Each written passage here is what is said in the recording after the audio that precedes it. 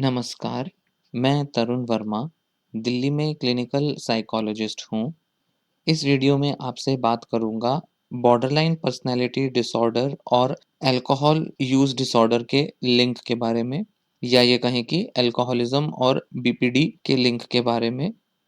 BPD borderline personality disorder को कहते हैं शॉर्ट में, और इस लिंक को समझना आपके लिए बहुत ज़रूरी हो सकता है अगर आपको बॉर्डरलाइन पर्सनैलिटी डिसऑर्डर है, या आपके किसी फैमिली मेंबर को या फ्रेंड को या पार्टनर को अगर बॉर्डरलाइन पर्सनैलिटी डिसऑर्डर है, तो आपके लिए यह समझना ज़रूरी होगा कि अल्कोहलिज़्म और बॉर्डरलाइन पर्सनैलिटी में क्या लिंक्स हैं।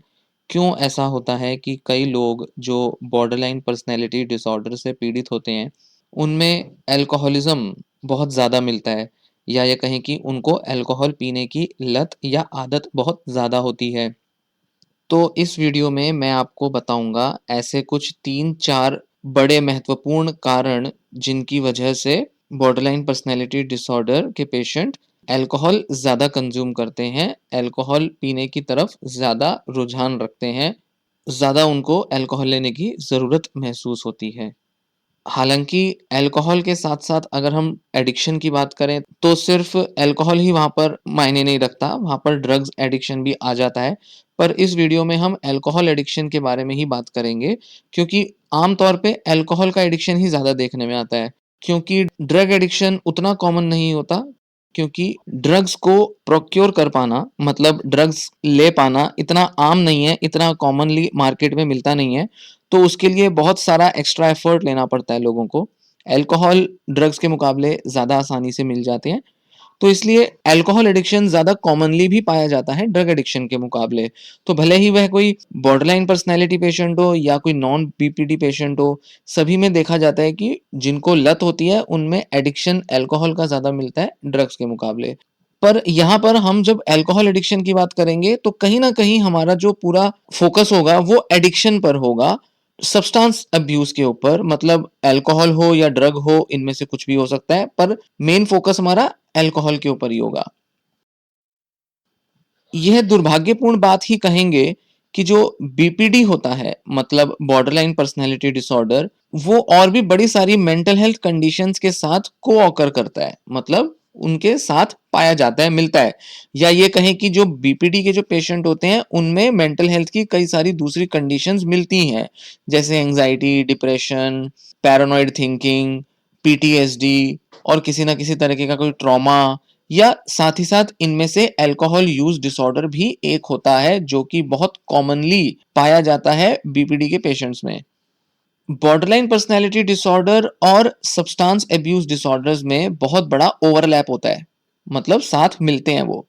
एक अभी रिसेंट स्टडी हुई है जिसमें देखा गया है कि जिन लोगों को बीपीडी का डायग्नोसिस मिला था, उनमें 78% लोग ऐसे थे जिनमें लाइफ में कभी ना कभी सब्सटेंस यूज डिसऑर्डर जिनको हुआ ही है।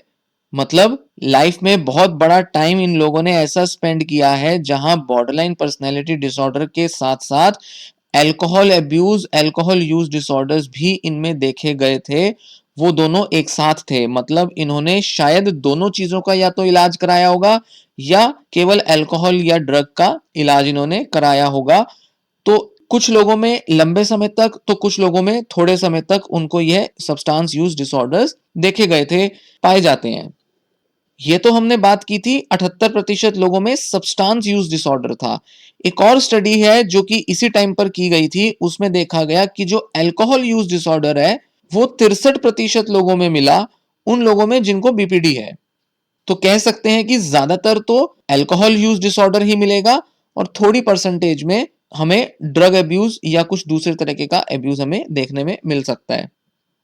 आम पॉपुलेशन के मुकाबले, जनरल कॉमन पॉपुलेशन जो है, उसके मुकाबले बॉर्डरलाइन पर्सनैलिटी डिसऑर्डर के पेशेंट्स में अल्कोहल यूज डिसऑर्डर्स 3 से 3.5 गुना ज्यादा पाया जाता है।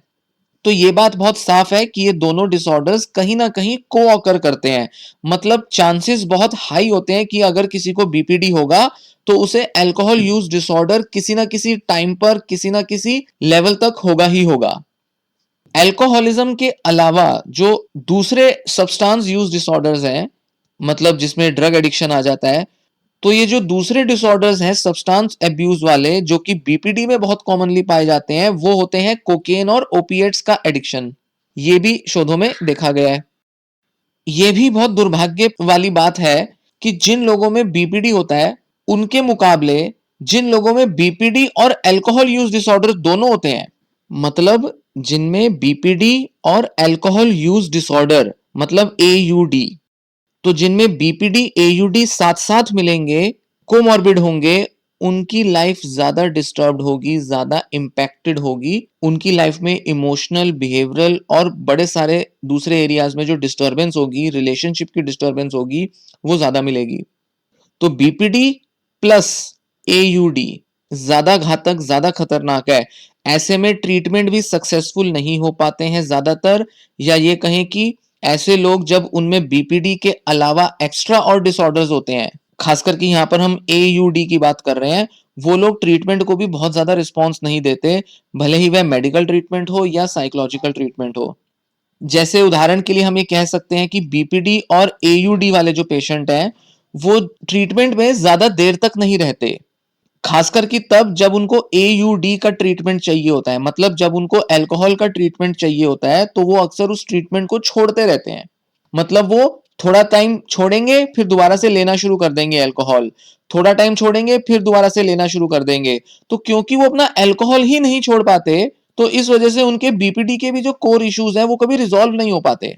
पहले जरूरी होता है कि वो अल्कोहल को धीरे धीरे रेगुलेट करें, खत्म करें, उस आदत को सुधारें, फिर उसके बाद वो अपने रिलेशनशिप के, थिंकिंग के, इमोशंस के दूसरे इश्यूज पर काम कर पाएंगे। पर जब वो सब्सटेंस यूज के ट्रीटमेंट में ही नहीं रह पाते, उसको ही सस्टेन नहीं कर पाते, तो बॉर्डरलाइन पर्सनैलिटी के जो इश्यूज होंगे, उसको रिजॉल्व करने के लिए जो मेहनत, जो टाइम और जो पेशेंस चाहिए, वो तो उनमें कभी डेवलप हो ही नहीं पाएगी, कभी दिख ही नहीं पाएगी। तो इस वजह से पूरा का पूरा ट्रीटमेंट ही कहीं ना कहीं अनसक्सेसफुल हो जाता है, असफल हो जाता है। साथ ही साथ एयूडी और बीपीडी जब ये दोनों साथ साथ होते हैं, तो पेशेंट्स में सुसाइडल थॉट्स भी ज्यादा होती हैं, और इन सुसाइडल थॉट्स की वजह से जो डिस्ट्रेस होता है वो भी ज्यादा होता है। साथ ही साथ वो दूसरे अलग अलग तरीके के एडिक्टिव बिहेवियर्स में भी ज्यादा इन्वॉल्व होते हैं, जैसे गैम्बलिंग हो गया। गैम्बलिंग भी एक तरीके का एडिक्टिव बिहेवियर होता है। दूसरा बिंज ईटिंग हो गया, जरूरत से ज्यादा खाते हैं, एक ही टाइम में बहुत सारा खा लेते हैं। या सेक्सुअल एडिक्शन हो गया, मल्टीपल पार्टनर्स के साथ सेक्स करते हैं। या वीडियो गेमिंग एडिक्शन हो गया, या इसी तरीके के कोई दूसरे एडिक्टिव बिहेवियर्स हो गए। यहां तक कि ये जो कॉम्बिनेशन है बीपीडी और एयूडी का, ये इस तरह से खतरनाक है कि जिन लोगों को सिर्फ एयूडी होता है, मतलब जिन लोगों में सिर्फ अल्कोहल यूज डिसऑर्डर की बीमारी होती है, उनमें भी इतनी सीवियरिटी नहीं होती, उनमें भी इतने सुसाइडल थॉट नहीं होते, वो भी कई बार ट्रीटमेंट को अच्छा रिस्पॉन्स देते हैं, और उनमें भी कुछ दूसरे एडिक्टिव बिहेवियर नहीं देखे जाते। तो जब बीपीडी एयूडी साथ होंगे, तो एडिक्टिव बिहेवियर भी होंगे, सुसाइडल थॉट भी ज्यादा होंगी, रिकवरी भी ठीक से नहीं हो पाएगी, ट्रीटमेंट भी ठीक से नहीं लेंगे। जबकि सिर्फ बीपीडी वाले या सिर्फ एयूडी वाले ज्यादा अच्छा रिस्पॉन्स देते हैं ट्रीटमेंट को, और उनकी कंडीशन इंप्रूव भी ज्यादा बेटर तरीके से होती है, आसानी से भी हो जाती है। ये कंपैरिजन में बात की जा रही है, ऐसा नहीं है कि एयूडी के पेशेंट्स को सच में आसानी होती है ट्रीटमेंट लेने में, पर जिनमें बीपीडी एयूडी है, उनके मुकाबले एयूडी वालों को आसानी होती है, मतलब जिनमें सिर्फ एक डिसऑर्डर है। और अक्सर ऐसा देखा जाता है कि जब एक से ज्यादा बीमारियां साथ एग्जिस्ट करती हैं, तो उनमें ट्रीटमेंट स्लो और मुश्किल होते ही हैं।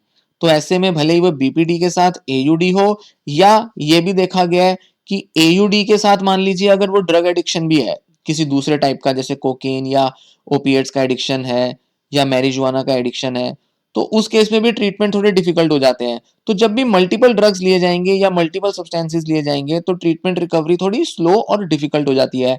सिंगल ड्रग यूज या सिंगल अल्कोहल यूज अगर हो, तो उस केस में रिकवरी थोड़ी आसान होती है, ट्रीटमेंट रिस्पॉन्स थोड़ा आसान होता है।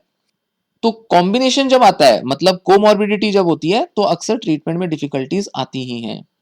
भले ही ये दोनों कॉम्बिनेशन में जब होते हैं, तो ट्रीटमेंट्स आमतौर पर डिफिकल्ट होता है लोगों के लिए लेना, पर इसका मतलब ये नहीं है कि ये इम्पॉसिबल है। अगर ट्रीटमेंट पर हम अड़े रहें, अगर ट्रीटमेंट को सीरियसली लें और बहुत ऑप्टिमिज्म के साथ, पॉजिटिविटी के साथ अगर अप्रोच करें, तो दोनों का ट्रीटमेंट संभव है।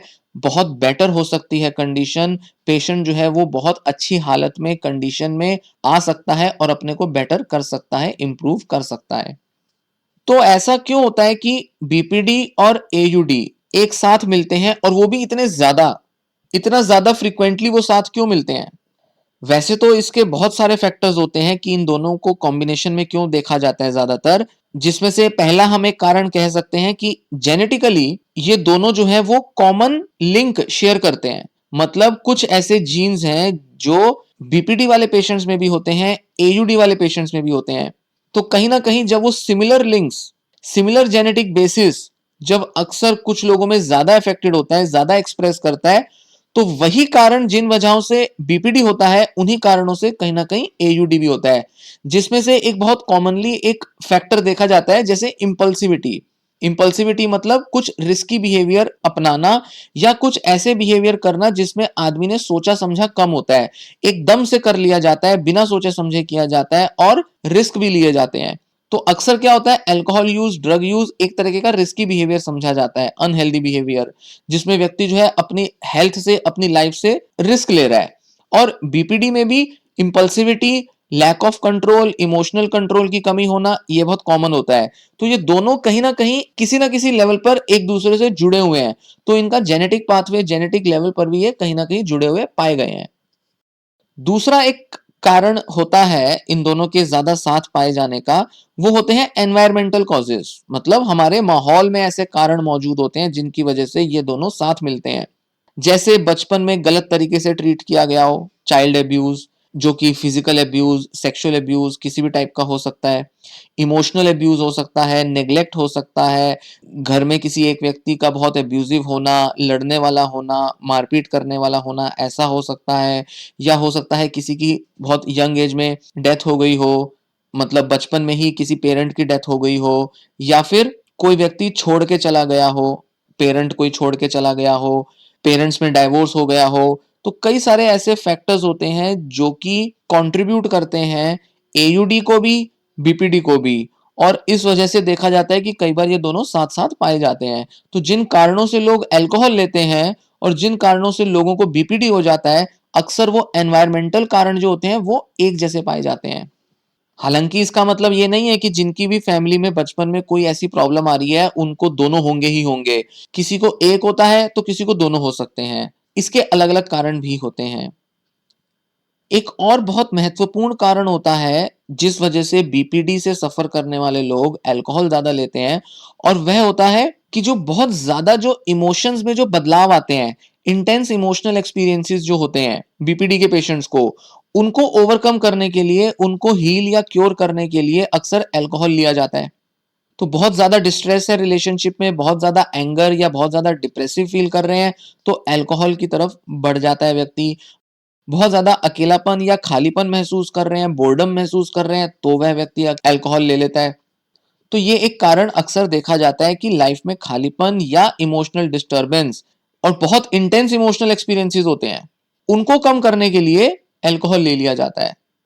तो जो पेशेंट होते हैं बीपीडी के, वो क्या करते हैं, इन इंटेंस इमोशनल एक्सपीरियंसेस से बचने के लिए, रेस्क्यू करने के लिए खुद को, इमीडिएटली उसको हील करने के लिए अल्कोहल को मेडिसिन की तरह ले लेते हैं। तो उनको लगता है कि इससे अच्छा तो और कोई ट्रीटमेंट ही नहीं है, इससे अच्छा तो और कोई तरीका नहीं है कि हम इस इमोशनल एक्सपीरियंस को रिजॉल्व कर सकें। दवाएं भी जो होती हैं एंटी डिप्रेसेंट या एंजाइटी वाली, वो भी इतनी जल्दी और इतना अच्छा इफेक्ट नहीं करती जितना कि अल्कोहल इफेक्ट कर देता है या ड्रग इफेक्ट कर देता है। तो इसलिए लत पड़ जाती है, इसलिए एक डिपेंडेंस हो जाती है अल्कोहल के ऊपर। एक और चौथा महत्वपूर्ण कारण ये होता है उन लोगों में जिन लोगों में बीपीडी, अल्कोहल यूज और साथ ही साथ ड्रग यूज एक साथ मिलता है, ड्रग अब्यूज। जैसे कि ऊपर बताया था पहले मैंने कि ओपिएट और कोकेन का अब्यूज बहुत ज्यादा करते हैं बीपीडी के पेशेंट। तो होता यह है कि ओपिएट्स जो होते हैं या ये जो कोकेन होता है, साथ ही साथ अल्कोहल भी, वो हमारे बॉडी में एक एंडोजेनस ओपियोइड सिस्टम होता है, उसको स्टिमुलेट करता है। इससे होता क्या है, हमारे अंदर जो पेन होता है, फिजिकल इमोशनल पेन, उससे रिलीफ मिलता है। और ये जो बिहेवियर है जिसकी वजह से हमें रिलीफ मिला है, वो रिवॉर्डिंग हो जाता है, फिर रीइंफोर्स हो जाता है। मतलब जैसे अल्कोहल पीने की वजह से हमारा अंदर दर्द कम हुआ और फिर हमने बार बार फिर अल्कोहल लेना चाहा ताकि हमारा बार बार वो जो दर्द है वो कम हो जाए। तो अल्कोहल, ओपिएट्स और कोकेन, ये तीनों के तीनों क्या करते हैं, एंडोजेनस ओपिएट सिस्टम पर एक्ट करते हैं, या उसको स्टिमुलेट करने का काम करते हैं और इससे हमारा दर्द जो है, इमोशनल पेन, वो कम हो जाता है। यहां तक कि ये भी देखा गया है कि जो बीपीडी के पेशेंट्स होते हैं, उनमें ये जो एंडोजेनस ओपियोइड सिस्टम होता है, ये भी अफेक्टेड होता है, ये ठीक से काम नहीं करता। तो कहीं ना कहीं लिंक जो है वो बड़े क्लियर है, दिमाग के अंदर, शरीर के अंदर लिंक जो है वो बड़े क्लियर है बीपीडी और इन सब्सटेंस अब्यूज डिसऑर्डर्स के बीच। तो बीपीडी के अंदर जब ये ईओएस ठीक से काम नहीं करेगा, मतलब एंडोजेनस ओपियोइड सिस्टम, ईओएस, तो ड्रग्स और अल्कोहल क्या करेंगे, खासकर कोकेन और ओपिएट्स जो ड्रग्स हैं, वो उसी सिस्टम को स्टिमुलेट करेंगे और उसे बेटर करने का काम करेंगे। तो कहीं ना कहीं बीपीडी का पेशेंट ऐसा महसूस करता है कि उसका असली ट्रीटमेंट जो है वो ये ड्रग और अल्कोहल ही है। वो उसको बिल्कुल ट्रीटमेंट की तरह लेने लगता है। बिल्कुल उसको ऐसे लगता है कि अगर मुझे नॉर्मल फंक्शनिंग करनी है, मुझे अपने को अगर बेटर फील कराना है, मुझे अपने अंदर का इमोशनल फिजिकल पेन दूर करना है, तो ये तीनों तो मुझे लेने ही पड़ेंगे। या ये कहें कि अल्कोहल तो लेना ही पड़ेगा या कोकेन लेना पड़ेगा, मतलब जैसा भी पेशेंट जो भी सब्सटेंस लेता है। तो कहीं ना कहीं ये जो तीनों सब्सटेंसेस हैं, अल्कोहल, कोकेन और ओपिएट, ये डायरेक्टली बीपीडी के कारण पर टारगेट करते हैं। एक तरीके से वो एक ऐसा मैकेनिज्म प्रोवाइड करते हैं, एक ऐसे मैकेनिज्म से काम करते हैं जो कि एक्चुअल में मेडिसिन की तरह काम करता है, एक्चुअल में हीलिंग में काम करता है। सो यही वजह है कि पेशेंट्स जो है वो इन सब्सटेंसेस को लेकर ज्यादा नॉर्मल फील करने लगते हैं, ज्यादा हेल्दी फील करने लगते हैं। पर नुकसान ये हो जाता है कि इसकी लत पड़ जाती है और लत पड़ने की वजह से डिपेंडेंस हो जाती है और लाइफ जो है वो और भी कई तरीके से बर्बाद होने लगती है, जो कि एक एडिड नुकसान है। तो कहीं ना कहीं उसको मेडिसिन की तरह ले रहे हैं, पर वो मेडिसिन नहीं है। भले ही उनके जो बॉडी के अंदर, ब्रेन के अंदर जो मैकेनिज्म है वो सेम हो, भले ही उसका काम करने का ढंग सेम हो, सेम किससे, मेडिसिन से। हो सकता है मेडिसिन भी जब दी जाए तो वो इसी रास्ते से काम करे, पर यहाँ सवाल ये नहीं है कि वो मेडिसिन की तरह काम कर रही है, सवाल ये है कि वो एडिक्शन कॉज कर रही है, वो नुकसान पहुंचा रही है हेल्थ को। तो ये एक चूक हो जाती है कि दवा को लेने की बजाय ड्रग और अल्कोहल पर डिपेंडेंस हो जाती है। तो यहाँ जो अल्कोहल एडिक्शन है वो बहुत ज्यादा नुकसान पहुंचाती है लॉन्ग टर्म में। ये वीडियो अब मैं यहीं समाप्त करता हूँ। उम्मीद है आपको ये जो जानकारी है ये काम आएगी। अगर आपका कोई फैमिली मेंबर या आपका कोई फ्रेंड या पार्टनर जो कि इन समस्याओं से जूझ रहा है, जिसमें बीपीडी के साथ साथ एयूडी या ड्रग एडिक्शन भी हो सकता है किसी किसी मामले में, अगर वो इस प्रॉब्लम से फेस कर रहा है, तो इस वीडियो में जो मैंने जानकारी दी उससे आपको ये तो समझ जरूर आया होगा कि वो ऐसा क्यों कर रहे हैं, ऐसा वो क्यों करने के लिए मजबूर हो रहे हैं, या क्यों ऐसा है कि बीपीडी और एयूडी साथ साथ मिलते हैं। इस बारे में जो ये जानकारी मिली है, अगर आपको पसंद आई हो, आप वीडियो लाइक करें। और मैं उम्मीद करता हूं कि इस जानकारी से आपको आगे ट्रीटमेंट के लिए या और फर्दर हेल्प देने के लिए एक डायरेक्शन मिलेगी। या तो आपको खुद अगर वो बीपीडी है तो आपको हेल्प मिलेगी, साथ ही साथ किसी और के लिए अगर आप ये वीडियो सुन रहे हैं तो उनके लिए भी वो हेल्प मिलेगी। आपको ये बात शायद जानने में मदद मिलेगी कि आफ्टर ऑल ये दोनों चीजें एक साथ एग्जिस्ट क्यों करती हैं, क्या कारण है, क्या समस्या है कि बीपीडी वाले लोग जो है वो ज्यादा अल्कोहल लेते हैं। वीडियो के नीचे कमेंट करें, अपना कोई फीडबैक दें, वीडियो को शेयर करें, जिस भी पर्सन के लिए ये यूजफुल हो सकती है जानकारी उसके साथ शेयर करें। साथ ही साथ अगर आपने चैनल सब्सक्राइब नहीं किया है तो चैनल भी जरूर सब्सक्राइब करें। आपके चैनल सब्सक्रिप्शन से आपको और ज्यादा वीडियोस की नोटिफिकेशन मिलेगी जो भी मैं आगे आने वाले टाइम पर बनाऊंगा या जो मैंने बनाई है, ताकि आपको और ज्यादा बेहतर जानकारी दे सकूं, आपको जानकारी मिल सके और आप एक बेहतर दिशा ले पाए अपने ट्रीटमेंट में। धन्यवाद।